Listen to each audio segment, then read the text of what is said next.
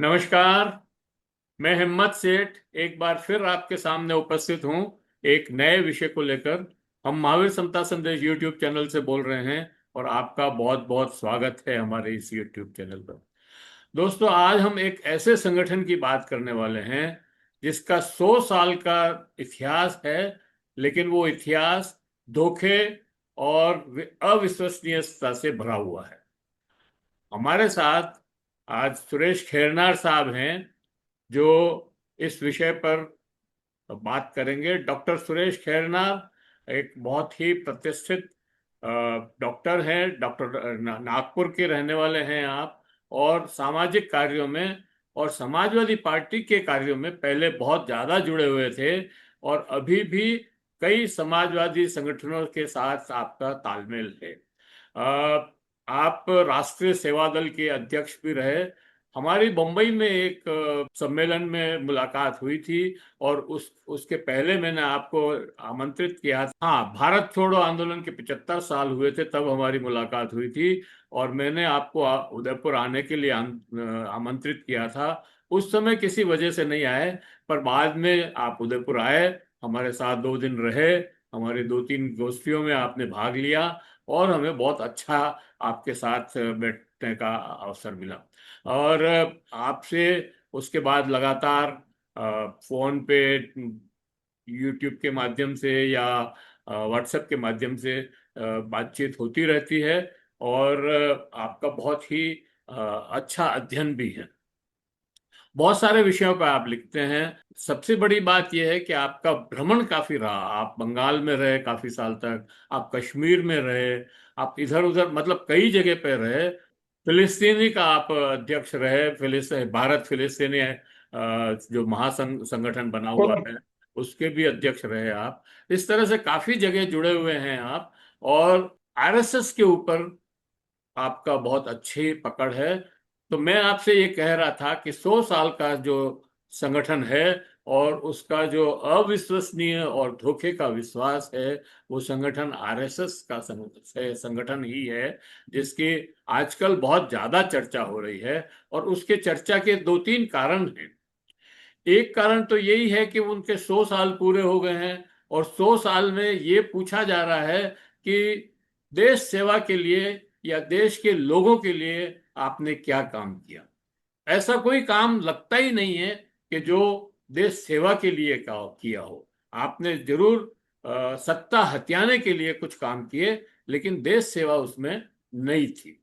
दूसरा कारण ये है कि अभी कर्नाटक के गृह मंत्री प्रियंक खड़गे ने खड़गे खड़गे ने एक ऐसा सवाल खड़ा कर दिया है कि उससे आरएसएस बहुत ही विचलित हो रही है। उनको जवाब देना मुश्किल हो रहा है। उन्होंने कहा कि आप हमारे प्रदेश में इतने सारे कार्यक्रम करते हैं, इतने लोगों को जोड़ते हैं, तो आप ये सब किस बहाने करते हैं? आपका रजिस्ट्रेशन कहाँ है? आपके खर्चों का हिसाब किताब कहाँ है? इसके ऊपर आरएसएस उनको पत्र लिखा। पत्र का उन्होंने कोई जवाब नहीं दिया। उन्होंने कहा कि हिंदू धर्म कौन सा जो है पंजीकृत है, तो हमारा भी संगठन पंजीकृत नहीं है। लेकिन दोनों चीजें बहुत अलग अलग है। हिंदू धर्म अलग है, पंजीकरण अलग है, आरएसएस अलग है। तो आरएसएस तो हर हालत में भारतीय संविधान के अनुसार उनका पंजीकरण होना ही चाहिए। वो एक और बात कहते हैं। वो कहते हैं कि हमारा तो इंडिविजुअल्स बॉडी का एक वो है, ग्रुप है, ग्रुप ऑफ इंडिविजुअल बॉडीज। और भाई, individual group of individual body का है तो फिर आपका संविधान कैसे है? आपने संविधान बना के दिया है भारत सरकार को 1949 के अंदर, 50 के अंदर। तो आप ये कैसे कह सकते हैं कि हम संगठन नहीं है, हमारा एनजीओ नहीं है? और भारत के प्रधानमंत्री ने लाल किले की प्राचीर से कहा है कि आरएसएस विश्व का सबसे बड़ा एनजीओ है। तो दोनों आप तय कर लो कि क्या है।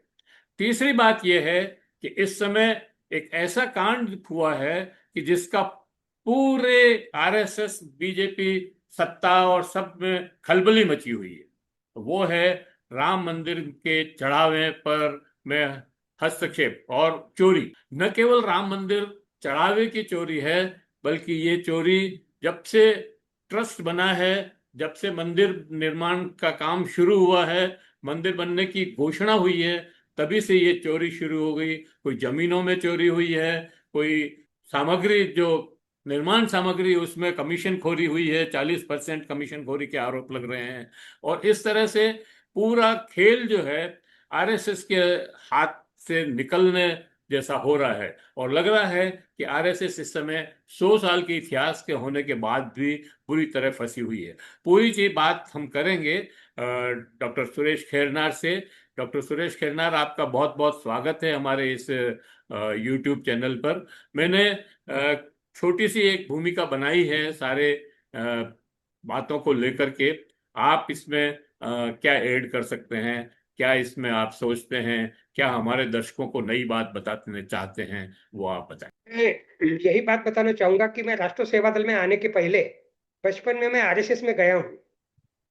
तो आरएसएस की शाखा में किस ढंग का बौद्धिक दिया जाता है, खेल, गाने और दुनिया भर की अन्य गतिविधियां जो है, वो 100% जर्मनी का, हिटलर का जो स्टॉर्म ट्रूपर्स करके जो संगठन रहा है, जिसको एसएस बोला जाता है, इन्होंने इसको खाली आर जोड़ दिया है।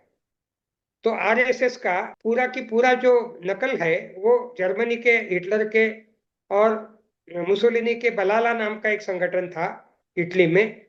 दोनों एक ही समय के लोग हैं, आगे पीछे के, हिटलर और मुसोलिनी।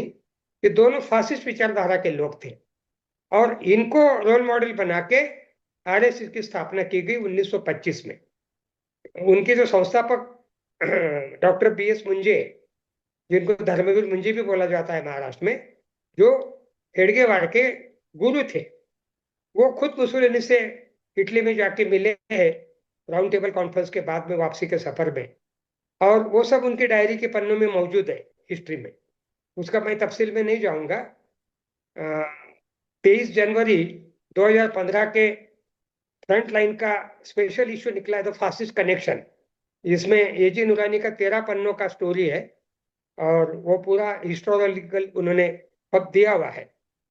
तो आपने आपकी प्रस्तावना में लाल किले के प्राचीर से 2025 के 15 अगस्त के दिन, जो अभी आने वाले अगस्त में 2026 का भी समय आएगा, तो पिछले 15 अगस्त को प्रधानमंत्री नरेंद्र मोदी जी, जो उम्र के 17 साल से आरएसएस के प्रचारक रहे, खुद पहले स्वयंसेवक रहे और बाद में प्रचारक रहे, 2001 में अक्टूबर में गुजरात के मुख्यमंत्री बनने के पहले।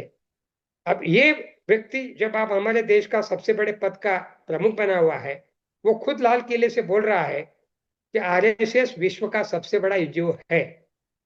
तो एनजीओ है, नरेंद्र मोदी जी ने खुद पब्लिकली बोला है। तो उस हिसाब से एनजीओ के जो पैमाने होते हैं, जो जिन पैमानों के आधार पे नरेंद्र मोदी जी ने सत्ता में आने के बाद 2014 में 43,000 देश के कुल एनजीओ में से गिन के आधे 50% एनजीओ को डिस्क्वालीफाई कर दिया। किसी का रजिस्ट्रेशन नहीं, किसी का कुछ हिसाब किताब का मामला, किसी का जो कुछ था, ये सब चक्कर में अभी सिर्फ आधे एनजीओ बचे हैं। और राष्ट्रीय स्वयंसेवक संघ, जिनके प्रमुख मोहन भागवत जी ने बोला कि हिंदू धर्म का रजिस्ट्रेशन है क्या, तो रजिस्ट्रेशन तो ख्रिस्ती धर्म का भी नहीं है, रजिस्ट्रेशन तो इस्लाम धर्म का भी नहीं है, रजिस्ट्रेशन तो सिख धर्म का भी नहीं है, जैन का भी नहीं है। महावीर समता संदेश के साथ में बात कर रहा हूँ, आप मेरे से ज्यादा बेहतर जैन धर्म के बारे में जानते होंगे। और बुद्धिज्म का भी नहीं है। ये दोनों धर्म भारत के जन्म स्थान वाले धर्म है। विश्व के किसी भी इस्टेब्लिश रिलीजन, जिसको इस्टेब्लिश रिलीजन बोला जाता है, इसमें यहूदी भी है, क्रिश्चियनिटी भी है, इनका किसी का रजिस्ट्रेशन नहीं है। मोहन भागवत एक गलतफहमी फैला रहे देश में कि आरएसएस मतलब हिंदू धर्म। डॉक्टर राम मनोहर लोहिया ने बहुत मार्के की बात कही है। हिंदू धर्म एक अलग चीज है और हिंदुत्ववाद ये अलग चीज है। यहूदी धर्म अलग चीज है, जियोनिज्म अलग चीज है। जियोनिज्म जो फिलहाल इजराइल में, कल ही मैंने बेंजामिन नेतन्याहू के उपलक्ष्य में लिखा है कि जियोनिज्म क्या होता है। ये एक तरह से फाशिज्म का ही यहूदी एडिशन है। हिंदुत्ववादी आरएसएस है, हिंदू धर्म नहीं है। हिंदू धर्म सर्वसमावेशक है, हिंदू धर्म वो टॉलरेट है। तो इसलिए मोहन भागवत जी ये गलत फहमी न फैलाए, वो अपनी बराबरी हिंदू धर्म के साथ न करे। क्योंकि आरएसएस की स्थापना 1925 में चंद महाराष्ट्र ब्राह्मणों ने की है, और ये एक तरह का 3.5%, 3.5% ब्राह्मण जाति का, ब्राह्मण धर्म, जो हमारे मनुस्मृति के अनुसार ब्राह्मणों का वर्चस्व बताने वाला जो भी मनुस्मृति ग्रंथ है, उसका कभी हम मनुस्मृति पे अलग से भी बहस कर सकते हैं। आज मैं सिर्फ एक उसका रेफरेंस दे रहा हूं। मनुस्मृति के हिसाब से ब्राह्मणों का वर्चस्व बनाए रहना चाहिए, इसलिए आरएसएस की स्थापना सोच समझ कर की गई है। क्यों? क्योंकि 1885 में जब कांग्रेस की स्थापना की गई थी, तो कांग्रेस की स्थापना के समय से कांग्रेस के भीतर भी हिंदुत्ववादी लोग थे। उदाहरण के लिए लाला लाजपत राय आर्य समाज के थे। उदाहरण के लिए तिलक। पंडित मदन मोहन मालवीय, जो खुद तिलक हिंदू तिलक। महासभा के भी अध्यक्ष थे। तिलक तो डायरेक्ट वैसे किसी हिंदुत्ववादी संगठन से नहीं थे, लेकिन तिलक भी हिंदुत्ववादी थे। ये उनके अलग अलग, उनके ऊपर भी अलग से एक आध दिन हम 1 घंटे का कार्यक्रम करेंगे। लेकिन आज की भी कांग्रेस में एनजी गोरे का आपातकाल का राज्यसभा का भाषण है, जिसमें उन्होंने इंदिरा गांधी जी को कहा कि मैडम, आपने आरएसएस को बैन लगाया, लेकिन आपके साथ जो आरएसएस बैठी है उसका क्या? ट्रेजरी बेंचेस की तरफ इशारा करते हुए गोरे साहब ने कमलापति त्रिपाठी से लेके उमाशंकर दीक्षित से लेके दर्जनों नाम गिनाए थे कि कांग्रेस के साथ में। आज भी मैंने राम के नाम पार्ट 3 लिखा है, उसमें मैंने लिखा है कि कांग्रेस के भीतर सॉफ्ट हिंदुत्व पहले भी था, आज भी है, आगे भी रहेगा। मधु लिमे की धर्मांध नाम की किताब को रेफर करते हुए मैंने आज मेरा लेख पूरा किया है। राम मंदिर जिसका आपने अभी उल्लेख किया, मैं खाली राम मंदिर की चोरी के और निर्माण के समय से नहीं बात करूंगा, मैं और पीछे जाऊंगा। क्योंकि आरएसएस की स्थापना 1925 में हुई। 1925 से 1948 तक उन्होंने पेशावर से लेके बाकायदा मेमन सिंह और ढाका और इधर मद्रास से लेके कन्याकुमारी कश्मीर तक उनका अपना फैलाव हुआ था हिंदुत्व के नाम पे। गांधी जी की हत्या नथुराम गोडसे और उनकी जो भी गैंग थी उन्होंने करके आरएसएस को बहुत बड़ा सेटबैक मिला है, जो आज मैंने मेरे आर्टिकल में कंप्लीट किया है। वो एकदम पीछे 1948 में चले गए, 1925 में चले गए, यानी एकदम 23 साल कम हो गए उनके। और उसके बाद से जयप्रकाश आंदोलन तक 1974 के ये लोग एक तरह से नीचे गर्दन करके चल रहे थे। लेकिन जयप्रकाश नारायण के आंदोलन के बाद में आरएसएस की बाकी खिली, और जयप्रकाश नारायण का आंदोलन एक जन आंदोलन था, जैसा आजादी का आंदोलन था, जन आंदोलन था। आजादी के आंदोलन में 1910 तक सावरकर भी शामिल रहे। बाद में अंडमान जेल के अनुभव से इतने घबरा गए कि 1 दर्जन माफीनामे भी लिखे, और बाद में 1948 तक वो बिल्कुल मौन धारण करके चुप बैठे रहे, कोई गतिविधि नहीं की। और आरएसएस, जिसका आज हमारी चर्चा का विषय, 1925 में स्थापन किया गया आरएसएस 1947 तक 23 साल की उम्र का हो गया था। लेकिन आरएसएस की भारतीय स्वतंत्रता आंदोलन में एक भी कोई सहभागिता का उदाहरण बता दे तो अलग बात है।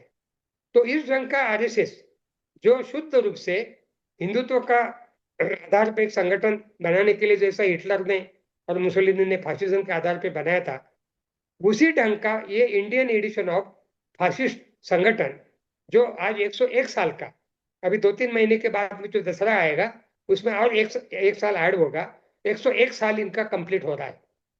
101 साल में हिंदुत्व के आधार पे, और सबसे मुख्य बात, राम मंदिर के आंदोलन। 1985 में शाहबानो का मसला, जो आपके बगल में इंदौर की एक मुस्लिम तलाक पीड़ित महिला थी, जिसका एल्यूमिनी का मामला था, जिसको हम लोग पति की तरफ से एक मदद निराधार महिलाओं को दी जाने का जो प्रावधान है हमारे आर्टिकल 125 में, उसके तहत सुप्रीम कोर्ट ने उनको राहत दी थी, जिसको लेके मुल्ला मौलवी ने बहुत बड़ा हंगामा किया। और सवाल आस्था का है, कानून का नहीं। इस आधार पे मुसलमानों के देश भर में, आपका अजमेर, मुझे अजमेर के मोर्चे के लिए 25 लाख लोगों की सभा को एड्रेस करने के लिए जमात उल उलेमा के मदनी साहब का फोन था। मैंने बोला विषय क्या है? उन्होंने कहा कि शाहबानों के मसले के खिलाफ में। मैंने कहा बिल्कुल भी नहीं, मैं शाहबानों को मुआवजा दिए जाने के पक्ष में आदमी हूँ, इसलिए मैं आपकी जनसभा को एड्रेस करने के लिए नहीं आऊंगा, माफ करिएगा मुझे। और आया तो मैं पूरी 25 लाख की सभा में शाहबानों के पक्ष में बोलूंगा, भले वहां पर मेरा कुछ भी हो जाए। ये रिस्क आप लेते हैं तो मैं आता हूं। तो मद्दी साहब ने बोला कि नहीं, खन्ना साहब पे रहने दीजिए। तो क्योंकि मैं राष्ट्र सेवा दल का हूं, और आपने अपने परिचय में कहा भी कि आप राष्ट्र सेवा दल के अध्यक्ष थे, मैं राष्ट्र सेवा दल का सैनिक हूं आज से 60 साल पहले से। राष्ट्र सेवा दल के एक सैनिक थे, हमीद दलवाई। हमीद दलवाई राष्ट्र सेवा दल से निकलने के कारण उन्होंने मुस्लिम तलाक पीड़ित महिलाओं का एक संगठन बनाया था, मुस्लिम सत्यशोधक समाज, ज्योतिबा फुले के सत्यशोधक के आधार पे। और इसलिए कॉमन सिविल कोड की मांग 1967 1967 मेरा राष्ट्रीय सेवा दल में दाखिल होने का साल है। और 1967 भारत में पहली बार मुस्लिम संगठन की तरफ से कॉमन सिविल कोड महाराष्ट्र में राष्ट्र सेवा दल की जो विंग है मुस्लिम सिंधु समाज, उसकी तरफ से की गई थी। लेकिन शाहबानों के मसले पर सुप्रीम कोर्ट के फैसले को पहली बार, जिस ढंग से बाद में बाबरी मस्जिद का भी फैसला और अन्य फैसले कैसे बदले गए संसद में कानून लाकर, वो उस पर मैं बाद में आऊंगा।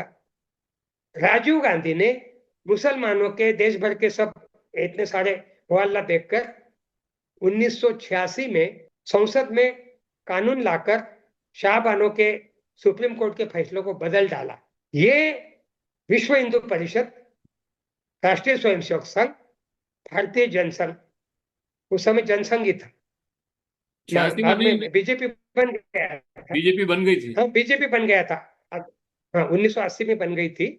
तो भारतीय जनता पार्टी की बाखें खिल गई, और इन सब लोगों ने, जिसको मैं संघ परिवार बोलता हूं, इन्होंने सब मिलकर सवाल आस्था का है, कानून का नहीं, ये जुमला शाहबानों के आंदोलन से निकला है। हिम्मत सेठ साहब, शाहबानों के मोर्चे से निकला हुआ सवाल आस्था का एक कानून का नहीं, मंदिर वही बनाएंगे, सवाल आस्था का एक कानून का नहीं, इस ढंग से ट्विस्ट करके राष्ट्रीय स्वयंसेवक संघ ने इस मसले को 1986-85 से तुल दिया। और उसी समय रामायण 1986 के नवंबर महीने में रामायण सीरियल रामानंद सागर का शुरू हुआ था। उनका उद्देश्य क्या था वो मुझे नहीं मालूम, उनका पॉलिटिकल एफिलिएशन क्या था मुझे नहीं मालूम, लेकिन रामायण सीरियल सचमुच भारत, पाकिस्तान, बांग्लादेश, मैं तीनों देशों में जाकर अपना अनुभव से बता रहा हूं, जिसको मैं नेपाल नेपाल में भी 3-4 बार मैं गया हूं, ये सब देशों में रामायण सीरियल एक तरह से पॉपुलर, क्योंकि उस समय सिर्फ दूरदर्शन था, तो दूरदर्शन पर सवेरे 9:30 बजे से 1 घंटे के लिए सीरियल चलता था। राम मंदिर आंदोलन को रामायण सीरियल ने जबरदस्त बूस्टर दिया है। उनका उद्देश्य क्या था वो अलग बात है। डॉक्टर राम मनोहर लोहिया ने राम कृष्ण शिव, उनका निबंध भी है। हम लोग भी राम राज्य या गांधी जी में राम राज्य की कल्पना बोलते थे। राम कोई हमारे लिए विलन नहीं है, हम सभी समाजवादी राम कृष्ण तो शिव वाली कंसेप्ट। डॉक्टर लोहिया तो रामायण मेला रामायण भी मेला का करते थे। रामायण मेला का भी उन्होंने चित्रकूट का एक कॉइन किया है, और उनका उस हिसाब से अलग से किताब भी है। तो मर्यादा पुरुषोत्तम राम वाली जो कंसेप्ट है, उसको हम सभी लोग, गांधीवादी, समाजवादी, लोहियावादी, हम सब इसको मानते हैं। लेकिन इन्होंने बाहुबली, बड़े बड़े भुजा वाला और तीर कमान वाला राम को ले लिया, सीता और लक्ष्मण को हटाकर, और रथ यात्राओं को जो दौर शुरू किया, और उसके बाद में हिंदुस्तान की फिजा बदलते बदलते 1989 अक्टूबर महीने में रामशिला पूजा, ईटों को ले जाने वाला जो जुलूस था देश भर से, उसको रामशिला पूजा का नाम दिया गया था। अक्टूबर के 24 तारीख को भागलपुर में बेतहाशा दंगा हुआ, जिसमें 2000 से ऊपर लोग गायत्री मूली के जैसे काटे गए मुस्लिम समाज के। और इस दंगे में मैंने काम करने के बाद में खुद लिखा है, बोला है कि आने वाले 50 साल की राजनीति, हिम्मत साहब, आज 36 साल होने जा रहे हैं भागलपुर दंगे को, मेरी बातचीत को 35 साल हो रहा है ये भाषा बोलने को। भारतीय राजनीति का केंद्र बिंदु आने वाले 50 साल तक सिर्फ सांप्रदायिकता रहेगा। ये मैंने 1990 से लगातार बोलना लिखना शुरू किया। आज आप देख रहे हैं, आज हम किस माहौल में बात कर रहे हैं। 36 साल हो रहे और 14 साल बाकी है। हो सकता है उसके आगे भी चल सकता है, कोई भरोसा नहीं, क्योंकि जिस ढंग की पूरी देश की फिजा बन गई है। और ये राम मंदिर का आंदोलन एक 100% पॉलिटिकल था। इसमें सवाल आस्था का भी नहीं है, राम के प्रति भक्ति का भी नहीं है, मर्यादा पुरुषोत्तम राम का भी नहीं है। राम सत्ता की सीढ़ी के तौर पे इस्तेमाल की गई एक चीज है, और उसको इस्तेमाल करके बहुत सारे वायलेशन करते हुए सुप्रीम कोर्ट ने तक वायलेशन किया है। राम मंदिर की जगह को क्लैरिफिकेशन देने का जो सुप्रीम कोर्ट का फैसला है वो भारतीय संविधान के विपरीत है, क्योंकि वो सवाल प्रॉपर्टी का था और प्रॉपर्टी के कोई कागज पत्र हिंदू पक्ष के तरफ किसी के भी पास नहीं थे, बाबरी मस्जिद वालों के पास में थे। और जजमेंट में चारों जजों ने ये मेंशन किया है कि हम मेजोरिटी मेजोरिटी मतलब हिंदू मेजोरिटी का भावनाओं का ख्याल करते हुए जजमेंट दे रहे हैं। हिंदू मेजोरिटी की भावनाओं का ही सवाल था तो फिर कॉमन सिविल कोड को भी वही पैमाना लागू होता है, वक्फ बोर्ड को भी वही पैमाना लागू होता है। कॉमन सिविल कोड की अगर बात आती है तो आप हर किसी फिर चीज में ये चीजें उधर भी लागू होती है, लेकिन आपने सुविधाजनक ढंग से कॉमन सिविल कोड को भी भारतीय संविधान का सबको एक जैसा लागू करने की बात की। लेकिन इसी कॉमन सिविल कोड को 1966 में गोलवलकर गुरुजी ने विरोध करने की भी मेरे पास में डॉक्यूमेंट्स है। तो इस ढंग का झूठ, 100% झूठ फैलाते हुए राम मंदिर खड़ा किया। और महात्मा गांधी बार बार कहते थे कि जो चीज असत्य के ऊपर खड़ी होती है उसका कोई भविष्य नहीं होता है। राम मंदिर बनाने की जो प्रक्रिया आप बता रहे, उसकी कंस्ट्रक्शन से लेके वर्तमान पूजा अर्चना के समय दी जाने वाले दान से लेके, भारत में लाखों मंदिर है, जैनियों से लेके सिखों से लेके हिंदुओं से लेके अलग अलग धर्मों के, लेकिन किसी धर्म के मंदिर का इस ढंग का घोटाला, छोटी मोटी कुछ लड्डू में मिलावट, फलाने में मिलावट वगैरह बातें हम सुनते रहते हैं, लेकिन चढ़ावे में दी जाने वाली धनों का इस ढंग का चोरी होने का मामला सिर्फ भारत के 5000 साल के इतिहास में यही निकल रहा है। तो ये बहुत घृणित कांड है। और इस कांड को आने वाले संघ प्रमुख दत्तात्रेय होसबाले, ये अभी सर कार्यवाह है, ये भागवत जी रिटायर होने के बाद में दत्तात्रेय होसबाले राष्ट्रीय स्वयंसेवक संघ के प्रमुख होने जा रहे हैं। होसबाले जी का स्टेटमेंट है कि हिंदू धर्म को कमजोर करने की राम मंदिर के बहाने लोग कोशिश न करें। मतलब राम मंदिर की चोरी पर उनको कोई आपत्ति नहीं है, लेकिन चोरी को लेकर जो बहस चल रही है, हम भी आज जो बोल रहे हैं, इस पर उनको आपत्ति है। तो ये जो पूरा, अभी मैं आचार्य विनोबा भावे का एक कोटेशन जो मेरे को मिल गया है, किताब महात्मा गांधी की हत्या के बाद में जवाहरलाल नेहरू से लेके आचार्य कृपलानी से लेके राजेंद्र प्रसाद से लेके 50-60 देश भर के महत्वपूर्ण लोगों को वर्धा में इकट्ठा किया गया था। 1948 14 मार्च से 17 मार्च तक 5 दिन का ये 18 मार्च तक 5 दिन का ये गोष्ठी चली है सेवाग्राम में वर्धा में। उसमें आचार्य विनोबा भावे ने बोला है, मैं कुछ कहना चाहता हूं, मैं उस प्रांत का हूं जिसमें आरएसएस का जन्म हुआ है, जाति छोड़कर बैठा हूं, फिर भी भूल नहीं सकता कि उसी की जाति का हूं जिसके द्वारा बापू की हत्या की गई है। कुमारप्पा जी और कृपलानी जी ने फौजी बंदोबस्त की बात की, मैं बैठा रहा, क्यों? मैं दुख के साथ मौन हो गया था, मैं दुख के साथ चुप था। न बोलने वाले का दुख जाहिर नहीं होता। मैं इसलिए नहीं बोला कि मुझे दुख के साथ लज्जा भी थी। क्यों? मैं भले जाति छोड़कर बैठा हूं, लेकिन मैं भूल नहीं सकता बापू की हत्या करने वाला महाराष्ट्र ब्राह्मण था। और सिर्फ नथुराम गोडसे महाराष्ट्र ब्राह्मण नहीं था, वो जिस संगठन का स्वयंसेवक था वो संगठन महाराष्ट्र ब्राह्मणों का संगठन है। मैं नहीं, आचार्य विनोबा भावे बोल रहे हैं। चितकावन। ये प्रिंटेड डॉक्यूमेंट है, ये एक सभा का मिनिट्स जिसके ऊपर किताब है, ये किताब के हवाले से मैं पढ़ के बता रहा हूं। यह संगठन इतने बड़े पैमाने पे बड़ी कुशलता से फैलाया गया है, 1948 की बात बोल रहा हूं मैं। इसके मूल बहुत गहरे पहुंच चुके हैं। यह संगठन ठीक फैसिस्ट ढंग का है, फैसिस्ट शब्द विनोबा जी का 1948 का है, हिम्मत जी। जी। उसमें महाराष्ट्र की बुद्धि का प्रधानता उपयोग हुआ है, चाहे वो पंजाब में काम करता हो या मद्रास में। सब प्रांतों में उसके सिपा सालार और मुख्य संचालक अक्सर महाराष्ट्रियन और अक्सर ब्राह्मण ही रहे हैं। गुरु जी भी, तत्कालीन संघ प्रमुख गोलवल के गुरु जी भी महाराष्ट्रियन ब्राह्मण है। इस संगठन वाले दूसरों को विश्वास में नहीं लेते हैं। गांधी जी का नियम सत्य का था, मालूम होता है इनका नियम असत्य का होना चाहिए। ये असत्य उनकी टेक्निक, उनके तंत्र और उनकी फिलॉसफी का हिस्सा है।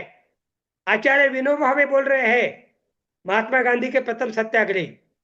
एक धार्मिक अखबार में मैंने पढ़ा, विनोबा जी बोल रहे, उनके गुरुजी गोलवलकर का एक लेख या भाषण मैंने पढ़ा।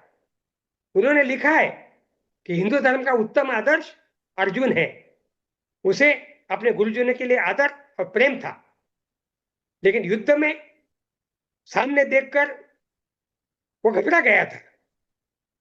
तो भगवान कृष्ण ने अर्जुन को कहा, हे अर्जुन, उनका उचित सम्मान करो, आदर करो, जाकर उनके सबके पैर छुओ। और उसके बाद में बाण चला।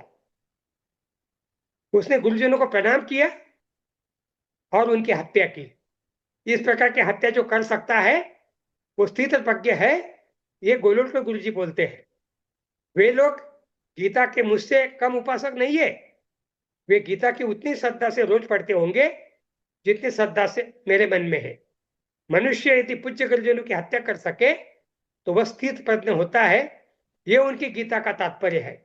बेचारी गीता का इस प्रकार उपयोग होता है, मतलब यह कि यह सिर्फ दंगा फसाद करने वाले उपद्रवकारी लोगों की जमात नहीं है, ये फिलासॉफर की जमात है। उनका अपना तत्व ज्ञान है और उसके अनुसार निश्चय के साथ वे काम करते हैं और धर्म ग्रंथों के अर्थ भी अपनी सुविधा के अनुसार अपनी पद्धति से करते हैं। राम का भी अर्थ उन्होंने सत्ता के लिए अपने ढंग से किया है। महात्मा गांधी बुखार आने से भी राम नाम का जप करो बोलते थे। महात्मा गांधी को जब गोलियों से भुना गया 30 जनवरी 1948 को, हे राम करके ही उन्होंने अंतिम सांस ली है। और महात्मा गांधी की दिल्ली की समाधि पर भी हे राम ही लिखा हुआ है। महात्मा गांधी कितने बड़े राम भक्त थे, इतना बड़ा तो शायद आज हिंदुस्तान में शायद ही कोई होगा। तो विनोबा भावे, महात्मा गांधी, ये दो तो महापुरुष थे, संत भी उनको बोला जाता है। तुकाराम ज्ञानेश्वर के बाद में विनोबा महाराज के आखिरी संत बोले जाते हैं। तो इस ढंग के लोगों का जब आरएसएस के बारे में ये विचार है तो यह संगठन असत्य के ऊपर खड़ा है। इनका टेक्निक असत्य का है, इसीलिए रजिस्ट्रेशन नहीं करना चाहते, क्यों रजिस्ट्रेशन करेंगे तो सत्य बोलना होगा। प्रोफेसर मधु दंडवते जब वित्त मंत्री थे तो गुड़ी पाड़वा जो प्रथम महाराष्ट्र का मराठी दिवस होता है, वर्षारंभ मराठी, उस दिन मैं दिल्ली में उनके घर पे खाने पे बुलाया गया था। तो उस समय वो वित्त मंत्री का विभाग संभाल रहे थे, हम उनको नाना बोलते। तो मैंने कहा, नाना आप वित्त मंत्री है, आप आरएसएस के फंड की इंक्वायरी क्यों नहीं कर रहे? इतना बड़ा एम्पायर खड़ा किया है, सरस्वती शिशु मंदिर, करोड़ों के बड़े बड़े भवन। तो मुझे दंडवती ने हंसते हुए बोला कि सूरज के रजिस्टर ऑर्गेनाइजेशन नहीं है। और उस समय उनके जो वित्त सचिव थे एसपी शुक्ला, वो भी महाराष्ट्रियन राष्ट्र सेवा दल की शाखा से निकले हुए भारत के वित्त सचिव थे। तो दंडवती जी ने कहा कि मैंने उसको बुला के एसपी शुक्ला को कि शुक्ला जी, आरएसएस का मतलब हिसाब किताब का क्या मामला, ऑडिट का? तो तब एसपी शुक्ला ने हंसते हुए बोला कि सर ये संगठन रजिस्टर नहीं है। ये मैं 1990 की बात बोल रहा हूं। तो इस ढंग से प्रियंक खड़गे ने बहुत सही मुद्दा उठाया है, मैं 100% उनसे सहमत हूं। आरएसएस गुप्त संगठन है, महात्मा गांधी की हत्या से लेकर राम मंदिर के निर्माण के अफरा तफरी से लेकर दुनिया भर के बहुत सारे ऐसे घृणित कांड है जो उजागर होने की संभावना है। देश भर में नरेंद्र मोदी की भाषा में इतना बड़ा एनजीओ इनका कहीं नहीं है। इवन ये एक्साइल आरएसएस भी है, यानी भारत के बाहर भी है। ये जो बाहर में जो बैठे हुए जो लोग हैं ना, हाउडी मोदी और क्या क्या करने वाले, ये सब संघ के ही लोग हैं। तो इस ढंग से आरएसएस का एम्पायर जो है ये बहुत बड़ा है, ये खुल जाएगा। इसलिए प्रियंक खड़गे की मांग का मैं भी समर्थन करता हूं। आरएसएस रजिस्ट्रेशन नहीं करेगा, वर्तमान निजाम में तो बिल्कुल भी नहीं करेगा। लेकिन प्रियंक खड़गे ने सही बात की है, जो सरदार पटेल ने 1948 में ही कर लेनी चाहिए थी, जब उन्होंने बैन किया था। और गोलक गुरु जी ने जब उनको दुनिया भर की बातें लिख कर दी थी, तो उस समय उन्होंने उनसे रजिस्ट्रेशन की भी करवाने की बात कर ली चाहिए थी, जो नहीं की। तो कांग्रेस की इसमें इतने साल राज्य रहने के बावजूद कोताही बरती गई है। कांग्रेस ने नरेंद्र मोदी जी के बारे में कोताही बरती है गुजरात दंगे को लेकर, और राम मंदिर के भी बारे में कांग्रेस मिलकर वीएचपी के साथ में ये आंदोलन को चलाया है। तो इसलिए मैं कांग्रेस को भी इसमें कोई कम गुनाहगार नहीं मानता हूं। बीजेपी और आरएसएस उसका राजनीतिक लाभ उठा रही है। तो इस कारण वर्तमान तारीख में आरएसएस चारों उंगलियां घी में और सर कढ़ाई में इस स्थिति में चल रहा है। और उसका जो एम्पायर है वो कम से कम 1 करोड़ से ऊपर उनके स्वयंसेवक है, 1 लाख से ऊपर उनके प्रचारक है, और 1 लाख से ऊपर उनकी शाखाएं हैं। और कितने सारे संस्थाएं, कितने सारे दुनिया भर के उनके दीनदयाल उपाध्याय शोध संस्थान से लेकर रामभाऊ मालगी और सरस्वती शिशु मंदिर और बहुत कुछ है। कंक्लूड इतना करें। बड़ा नेटवर्क, एक पैरेलल गवर्नमेंट जैसा नेटवर्क है। इसलिए इसका रजिस्ट्रेशन होना चाहिए, ट्रांसपेरेंसी होनी चाहिए, और आचार्य विनोबा भावे की जैसी बात सत्य के ऊपर इनका पूरा मामला आना चाहिए। धन्यवाद। सर, आपने जो बातें बताई वो बहुत अच्छी है। विश्व में इनका है, वो तो अमेरिका में तो लॉबिंग कंपनी को हायर किया है इन्होंने एक। तो अमेरिका में अपना प्रचार करने के लिए एक लॉबिंग कंपनी को जो हायर कर रहा है, उसका तो नेटवर्क कितना बड़ा होगा ये आप समझ ही सकते हैं। और बहुत सारी चीजें हैं। हिंदू महासभा भी कांग्रेस से ही निकली थी, मुस्लिम लीग भी कांग्रेस से ही निकली है, और कांग्रेस इन सबकी जननी है। हेगडेवार भी कांग्रेस से ही निकले थे, और मुंजे भी कांग्रेस में ही थे। बाद में 1928 में शायद उन्होंने छोड़ा था। तो कांग्रेस का, और कांग्रेस क्योंकि उस समय एक जन आंदोलन था, उस समय कोई पार्टी नहीं थी कांग्रेस, और वो स्वतंत्रता आंदोलन के से लड़ने के लिए बनाया गया था। स्वतंत्रता आंदोलन, देश को आजाद कराने के लिए जो संगठन बना था, उसका नाम कांग्रेस था। उसमें समाजवादी भी थे, दक्षिणपंथी भी थे, और दूसरे लोग भी थे, भी थे, कम्युनिस्ट भी थे। कम्युनिस्ट भी थे। हाँ, कम्युनिस्ट भी थे, सारे लोग थे उसमें। लेकिन आरएसएस का जो जन्म हुआ, वो शमसुल इस्लाम को आप पढ़ें, उन्होंने तो किताबें भी लिखी है, और हो प्रोफेसर गए वो, शमसुल इस्लाम पीछे का अलमारी बहुत जो कितने उसमें है। बहुत बड़ा उनका अध्ययन है। चाहे वो किसी से भी जुड़े हुए हों, वो एक अलग बात है, लेकिन आरएसएस पे उनका बहुत बड़ा अध्ययन है, और वो इसको एक आतंकवादी संगठन मानते हैं। और मैं इसी पॉइंट पर इस पॉडकास्ट को समाप्त करूंगा, और आशा करता हूं। और आपको ये बातचीत कैसे लगी, आप हमें कमेंट बॉक्स में आके बता सकते हैं। अगर आपने अभी तक भी हमारे यूट्यूब चैनल महावीर समता संदेश को सब्सक्राइब न किया है तो सब्सक्राइब कर लें, बेल आइकन दबाना न भूलें। और हम ये बात बार बार इसलिए कहते हैं कि हमारा ये जो प्रयास है, या ये जो चैनल है, वो एक बहुत गंभीर चर्चा करता है, गंभीर विषयों पर चर्चा करता है। वो लोगों से, देश से और देश के लोगों से जुड़ा हुआ मामला होता है। इसलिए सब लोगों को जानना जरूरी है, और इसीलिए हम कहते हैं कि इसको सब्सक्राइब करें, और वीडियो लाइक लाइक करें, फॉरवर्ड करें, कमेंट बॉक्स में जाएं, कमेंट लिखें, सुझाव दें। सुरेश जी, आपका बहुत बहुत धन्यवाद, आभार कि आपने धन्यवाद। हमारे दर्शकों को इस 100 साल के संगठन के ऊपर अपनी बातचीत कही, और कई नए फैक्ट्स आपने बताने की कोशिश की। जय हिंद, जय भारत। मिलते हैं फिर किसी और वीडियो के साथ। जरूर, जरूर।